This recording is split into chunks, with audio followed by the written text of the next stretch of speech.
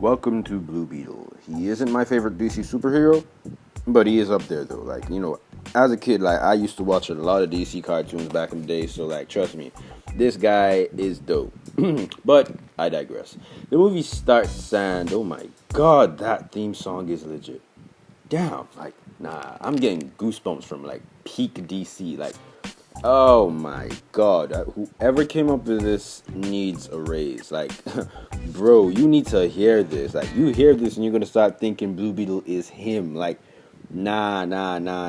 You know DC was cooking when they made this. Anyhow, I digress. We're introduced to Cyborg El Chapo and Victoria Cord, who is the CEO of Cord Industries. They're looking for this thing called the Scarab, and we get the sickest intro I've seen all year. We're not even 10 minutes in, and I know this movie's gonna be dope. But I digress. Palmyra City, and we're introduced to Jaime and his family, who, you guessed it, are broke. Now, Jaime just came from college, so they don't want to tell him, nah, that Tacoma looking good. Nah, Tacomas are legit. I'm not even saying that because of the movie. I just love Tacomas. That is a pickup truck right there. But I digress. Jaime learns the truth and starts working for Victoria Cord as a houseboy. And it turns out that Cord Industries is launching this thing called the OMAC. But Jennifer, who is also a Cord, doesn't like it. However, she ain't the CEO, so she can't really do much about it. There you go. Jaime gets fired for being a simp, and Jennifer promises to give him a new job. So he goes to Cord Towers while Jenny steals the Scarab from a rather weakly secured lab, if I should say so myself. Then they raise the alarm and Jaime gets home and does the exact opposite of what Jenny told him to do. He opens it, he looks at it, and he touches it. Now he's possessed by an alien. Long and short of the story, he's Blue Beetle.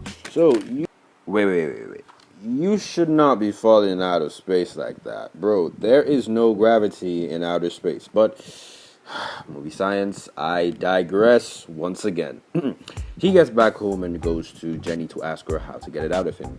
I should probably have mentioned this earlier. His family speak a lot of Portuguese, so sometimes you may not even know what they're saying, but well, you can kind of just imagine it in your head. Imagine that you understand them, alright? Once again, I digress.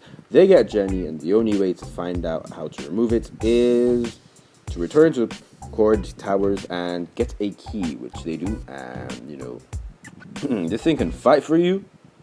Nah, this is dope. Blue Beetle is legit OP, but seriously, you had 5 seconds to react to this. You had at least 5 seconds. You know what? I digress. Stay safe, Jaime, and they go to this top secret Blue Beetle place where they want to find out how to get it out. So they have a hormonal moment, and bro, I know you're hard. Bro, don't even try to hide it. You ain't even sly, but you ain't even sly. But I digress. Turns out that you cannot remove the Scarab unless you commit suicide, die. And turns out the Cord guys are headed straight for the Reyes family residence, and Jaime gets there, but they capture him, and his dad dies. So there you go. They then have a Portuguese family discussion, and now they want to go and save Jaime. So that is exactly what they do. They get back to this place, take this cool ass jet. I'm definitely getting Batman vibes from this place. But anyhow, they take this thing, and now they're headed to this private island where Cord Industries does a lot of top super secret stuff. And they plan to infiltrate the place and blow up the generators. Also, turns out that Grandma has a history of guns. So you'll see it later in the movie. Anyhow, so the plan is to come blow up the generators, take Jaime, and dip. Turns out that Victoria wants to extract the Scarab's code directly from Jaime's body and put it into the OMAC I mentioned earlier. The others arrive and immediately start clapping niggas. These guys mean business. Bro, they be giving me serious Dom Toretto vibes right here. You mess with family, you're getting smoked. I ain't gonna lie, this tech is dope though. I'm getting serious Batman vibes. I digress. Once again, they get in and Jaime gets a vision. Now, I have a couple of questions, alright?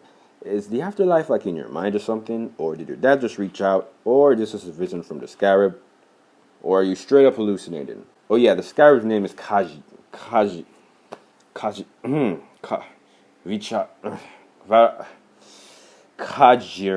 something like that. I don't know how to pronounce it, but yeah, it has a name. However, I digress once again.